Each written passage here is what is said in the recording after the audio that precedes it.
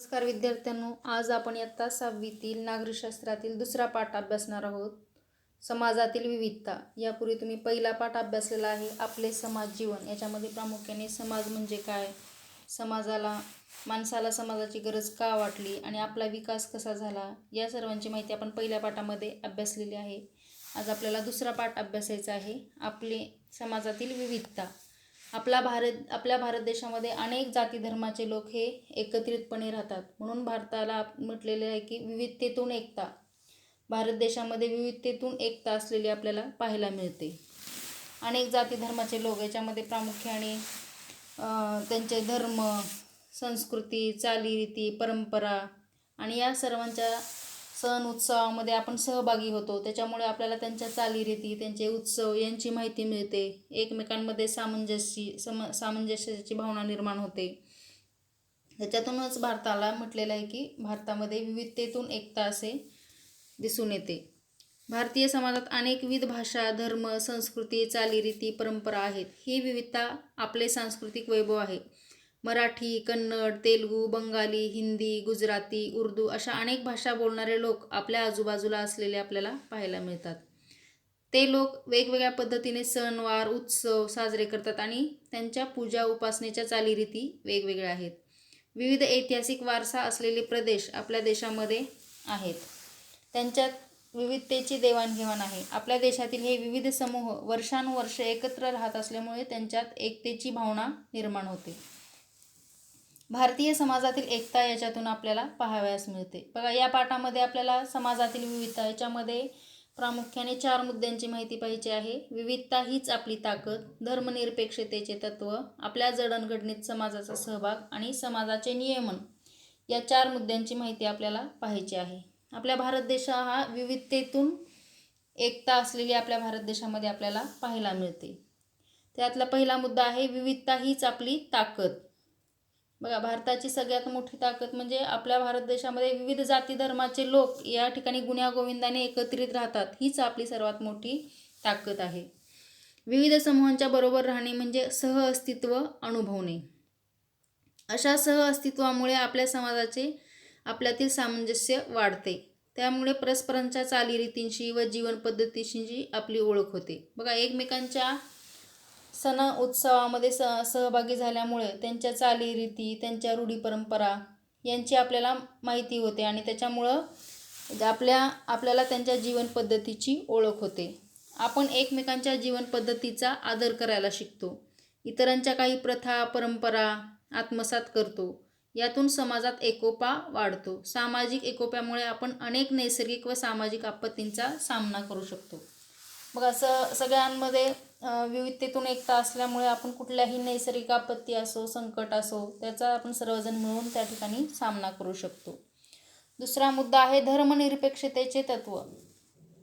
आपल्या भारतीय संविधानामध्ये कुठल्याही एका धर्माला विशिष्ट असा दर्जा त्या ठिकाणी दिलेला नाही. हा धर्म श्रेष्ठ म्हणजे असं कुठल्याही प्रकारचं या ठिकाणी दर्जा दिलेला नाही. म्हणजे धर्मनिरपेक्षतेचे तत्व म्हणजे आपल्या संविधानापुढे कुठलाही धर्म हा श्रेष्ठ नाही आणि कुठलाही कनिष्ठ नाही. म्हणजे असा भेदभाव न करता कायद्यापुढे सर्व धर्म हे समान आहेत, अशी वागणूक आपल्या भारत देशामध्ये आहे. त्यालाच म्हटलेलं आहे की धर्मनिरपेक्षतेचे तत्व. भारतीय समाजात विविध धर्माचे लोक राहतात. त्यांच्यातील परस्पर सामंजस्य वाढीस लागावे व सर्वांना आपापल्या श्रद्धेनुसार उपासना करण्याचे स्वातंत्र्य असावे, यासाठी आपल्या संविधानात महत्त्वाच्या काही तरतुदी केलेल्या आहेत. प्रत्येक धर्माला या ठिकाणी आपापल्या धर्मानुसार उपासना करण्याचे स्वातंत्र्य त्या ठिकाणी आहेत. भारत हे जगातील एक महत्त्वाचे धर्मनिरपेक्ष राष्ट्र आहे. आपल्या देशात भाषिक आणि धार्मिक विविधता मोठ्या प्रमाणावर आहे. ही विविधता निकोपपणे जपण्यासाठी आपण धर्मनिरपेक्षतेचे तत्व स्वीकारले आहे. बघा, त्यानुसार आपल्या देशात राज्यसंस्थेने कोणत्याही एका धर्माचा पुरस्कार केलेला नाही. मी आत्ता सांगितलं की कुठल्याही एका धर्माला विशिष्ट असा दर्जा संविधानामध्ये देण्यात आलेला नाही. प्रत्येक व्यक्तीला आपापल्या किंवा आपल्या पसंतीच्या धर्माची उपासना करण्याचे स्वातंत्र्य आहे. प्रत्येक व्यक्तीला आपापल्या किंवा आपल्या पसंतीच्या धर्माची उपासना करण्याचे स्वातंत्र्य आहे. म्हणजे तो कोणत्याही धर्माचा स्वीकार त्या ठिकाणी करू शकतो. त्याचबरोबर धर्माच्या आधारे व्यक्तीमध्ये भेदभाव करता येत नाही. सर्व धर्मांच्या लोकांना राज्यसंस्थेकडून समान वागणूक दिली जाते. तो त्या धर्माचा, तो या धर्माचा, म्हणजे अशा प्रकारे भेदभाव त्या ठिकाणी न करता सगळ्यांना समान वागणूक दिली जाते. त्याचबरोबर शिक्षण, रोजगार, सरकारी नोकरीच्या संधी सर्वांना उपलब्ध करून दिल्या जातात. त्याच धर्माच्या आधारे भेदभाव केला जात नाही. धार्मिक व भाषिक अल्पसंख्याकांचे संरक्षण करण्यासाठी संविधानात विशेष तरतुदी केलेल्या आहेत. आता अल्पसंख्याक म्हणजे भारत देशामध्ये ज्या धर्मांची संख्या ही कमी आहे, म्हणजे मुस्लिम आहे, शीख आहे, जैन आहेत, या लोकांची संख्या ही खूप कमी प्रमाणात आहेत, म्हणून त्यांना अल्पसंख्याक म्हटलेलं आहे. त्यांचे संरक्षण करण्यासाठी संविधानात विशेष तरतुदी केल्या आहेत. अल्पसंख्याकांना आपापली भाषिक आणि सांस्कृतिक ओळख जोपासण्याचे स्वातंत्र्य आहे. शिक्षणाद्वारे आपापल्या समाजाचा विकास करण्याचे स्वातंत्र्यही त्यांना देण्यात आलेलं आहे. त्याचबरोबर धर्मनिरपेक्षतेच्या या तत्वामुळे भारतीय समाजात धार्मिक सामंजस्य टिकून राहिलेले आहे. बघा, धर्मनिरपेक्षता म्हणजे तुम्ही एवढं लक्षात ठेवायचं आहे, कोणत्याही एका विशिष्ट धर्माला उच्च दर्जा न देता कायद्यापुढे सर्व धर्मांना समान दर्जा देण्यात आलेला आहे. त्याला म्हणायचं धर्मनिरपेक्षतेचे तत्व. पुढचा मुद्दा आहे आपल्या जडणघडणीत समाजाचा सहभाग. आपण जे घडलेलो आहोत त्याच्यामध्ये समाजाचा काय सहभाग आहे, समाज कशा पद्धतीने आपल्याला कारणीभूत ठरलेला आहे, आपल्या जडणघडणीमध्ये समाज कसा कारणीभूत ठरलेला आहे. याच्यामध्ये पहिला मुद्दा आहे सहकार्य.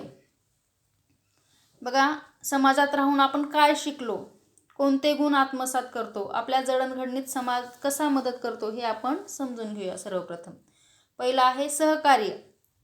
बघा, कोणताही समाज व्यक्ती आणि समूहातील परस्पर सहकार्यावर आधारलेला असतो. बघा, समाजामध्ये राहायचं म्हटल्यानंतर आपण ज्याप्रमाणे कुटुंबामध्ये आपल्याला एकमेकांची गरज लागते, तशी समाजामध्ये सुद्धा आपल्याला आपल्या शेजारी आजूबाजूचे जे लोक आहेत त्यांचा आपण कुठल्या ना कुठल्या पद्धतीने त्यांचे सहकार्य आपल्याला प्राप्त होत असते.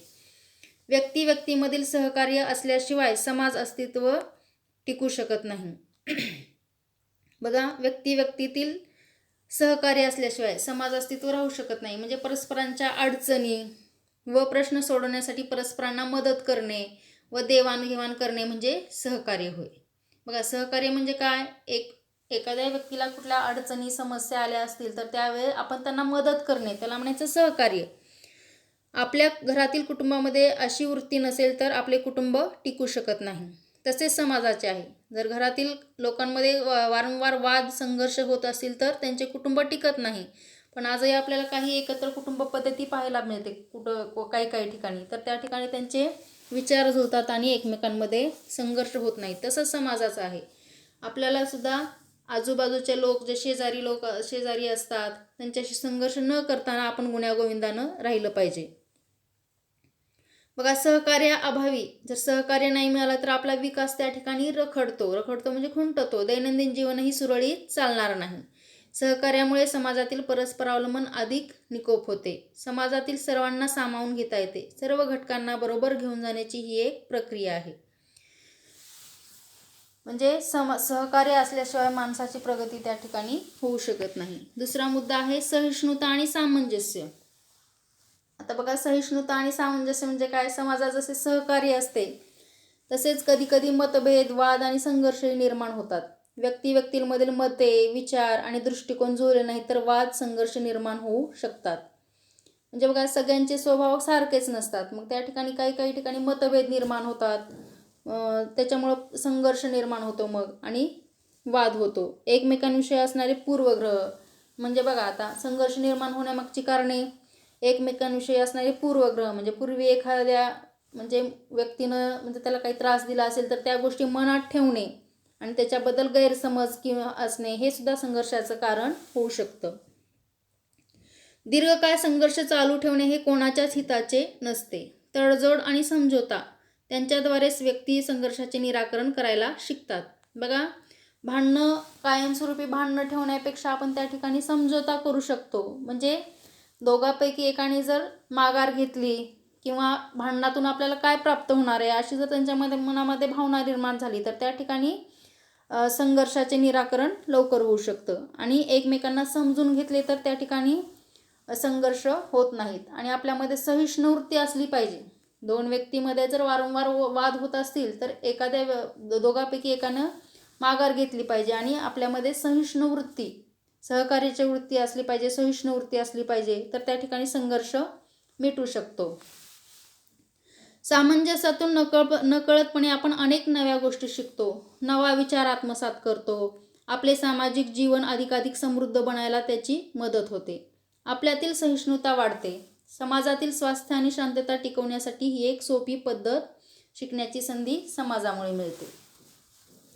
आता बघा, सहिष्णुता म्हणजे आणखीन एक तुम्हाला उदाहरण या ठिकाणी सांगते की आता एखाद्या सार्वजनिक ठिकाणी तुम्ही गेलात, त्या ठिकाणी सभागृह वगैरे गच्च भरलेला आहे, बसायला जागा नाही. मग त्या ठिकाणी तुमच्या बाकावरची जागा तुम्ही एखाद्या व्यक्तीला उठून त्या ठिकाणी दिलात, तर ते तुमच्या मनामधील त्याच्याबद्दलची सहिष्णुता म्हणा, सहकार्याची समंजसपणा तुमच्यामध्ये असलेला दिसून येतो. त्यानंतर एखाद्या गोष्टीसाठी घरामध्ये हट्ट करायचा नाही. जर मोठा आर्थिक प्रश्न असेल तर त्या ठिकाणी आपला हट्ट आपण बाजूला ठेवला पाहिजे. त्याचबरोबर छोटे मोठे जे भांडणं आहेत, शेतीच्या बांधावरून होणारे भांडणं वगैरे आहे, तर त्या ठिकाणी सामंजस्यपणा असणं गरजेचं आहे. लगेच कोर्टात जाऊन त्या ठिकाणी पैसाही वाया घालवणे आणि एकमेकांमध्ये वैमनस्याची भावना निर्माण ठेवणे हे चुकीचं आहे. त्या ठिकाणी आपण काही प्रश्न हे चर्चा करून सुद्धा मिटवू शकतो. तर अशा प्रकारे आपण सहिष्णुता आणि सामंजस्य ठेवणं खूप गरजेचं आहे. त्याचबरोबर आपल्या जडणघडणीत समाजाचा सहभाग, याच्यामध्ये पुढचा मुद्दा आहे विविध भूमिका पार पाडण्याची संधी. आता आपण ज्या समाजात राहतो त्या ठिकाणी आपल्याला अनेक भूमिका पार पाडाव्या लागतात. बघा, एकच व्यक्ती अनेक भूमिका पार पाडत असते. प्रत्येक भूमिकेच्या काही जबाबदाऱ्या आणि काही कर्तव्य ठरलेली असतात. जसं कुटुंबामध्ये जो प्रमुख व्यक्ती असतो त्याला कुटुंबातील पूर्ण त्याचे कर्तव्य पार पाडावे लागतात. आपल्या मुलांच्या जबाबदाऱ्या, त्यांचं शिक्षण, ह्या सगळ्या कुटुंबाच्या जबाबदाऱ्या त्या व्यक्तीला पार पाडाव्या लागतात. तसंच आपण समाजामध्ये राहत असताना समाजाचं सुद्धा काही आपल्याला भूमिका, त्या ठिकाणी काही जबाबदाऱ्या आपल्याला पार पाडाव्या लागतात. आपल्या भूमिकामध्ये अनेक बदल होत असतात. बघा, विविध भूमिका पार पाडण्याची संधी, याच्यामध्ये बघा आपल्याला भविष्यामध्ये आता भविष्यामध्ये आपल्याला काय करायचं आहे त्याची आपण या ठिकाणी नियोजन करू शकतो. विविध भूमिका पार पाडण्याची संधी. त्यानंतर पुढचं आहे समाजांचे नियमन. इथं बघा, विविध भूमिका पार पाडण्याच्या संधीमध्ये एक इथं चित्र दिलेलं आहे. बघा, इथं मध्यभागामध्ये तुम्ही आणि बघा आता तुम्ही कोण आहात? आईबाबांचे मुलगा किंवा मुलगी आहात. आजी आजोबाचे तुम्ही नातू आहात. शालेय मित्रमंडळातील तुम्ही सदस्य आहात. त्याचबरोबर वर्गातले वर्गप्रतिनिधी आहात. खेळाडू आहात. स्वच्छता दूत आहात. बालमित्र संघाचे सभासद आहात आणि तुम्ही विद्यार्थिनी आहात. म्हणजे ह्या तुमच्या भूमिका आहेत. भविष्यामध्ये तुमच्या भूमिका याच्यामध्ये बदल होणार आहे. तुम्ही आता विद्यार्थी आहेत, भविष्यामध्ये तुम्ही कुणाचे तरी आई बाबा होणार आहात. त्यानंतर काहीतरी आणखीन वेगळा, म्हणजे जे आता तुम्ही खेळाडू आहात, तर ते याच्या तुम्हाला अनेक जबाबदाऱ्या पार पाडाव्या लागतात. पुढचा आणि शेवटचा मुद्दा आहे समाजाचे नियमन. समाजाचे व्यवहार सुरळीतपणे चालावे म्हणून काही नियमांची आवश्यकता असते. बघा, कोणतीही गोष्ट व्यवस्थित चालण्यासाठी जर नियम घालून दिले तर ती गोष्ट व्यवस्थितरित्या चालत असते. आता आपण शाळा शिकतो, शाळेमध्ये येतो, तर शाळेमध्ये काही शिस्त आहे, नियम आहेत. त्या नियमांचे पालन केले तरच शाळा आपली सुरळीत चालते. तसेच समाजाचे आहे. समाजामध्ये राहायचं म्हणजे आपल्याला काही नियम त्या ठिकाणी पूर्ण करावे लागतात. बघा, समाजाचे व्यवहार सुरळीतपणे चालावे म्हणून काही नियमांची आवश्यकता असते. पूर्वी समाजाचे नियमन बहुतांशी रूढी परंपरा यांच्याद्वारे होत असे, परंतु आधुनिक समाजाचे नियमन हे रूढी परंपराबरोबरच कायद्यानेही करावे लागते. पूर्वीच्या काळात कसं रूढी परंपरेनुसार समाजाचे नियमन केले जायचे, परंतु आता आधुनिक काळामध्ये कायदा हा महत्त्वाचा आहे. रूढी परंपरा, संकेत इत्यादीपेक्षा कायद्याचे स्वरूप वेगळे असते. विनाकारण कुणी कुणाला त्रास द्यायचा नाही. या सर्व बाबींच्या आधारे आपल्याला समाजांचे नियमन अनेक संस्था व संघटना करतात. स्थानिक पातळीवर असणाऱ्या शासन संस्थाही आज समाज नियमनाच्या कार्यात महत्त्वाच्या भूमिका पार पडतात. स्थानिक पातळीवर असणाऱ्या शासन संस्था, ज्या काही शासन संस्था आहेत त्या समाज नियमनाच्या कार्यात महत्त्वाची भूमिका पार पाडतात.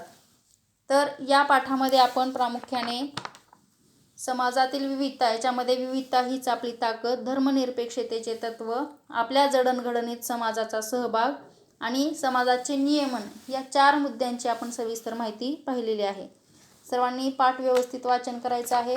पाठाखालचा स्वाध्याय वर्गपाठच्या वहीमध्ये लिहायचा आहे. धन्यवाद.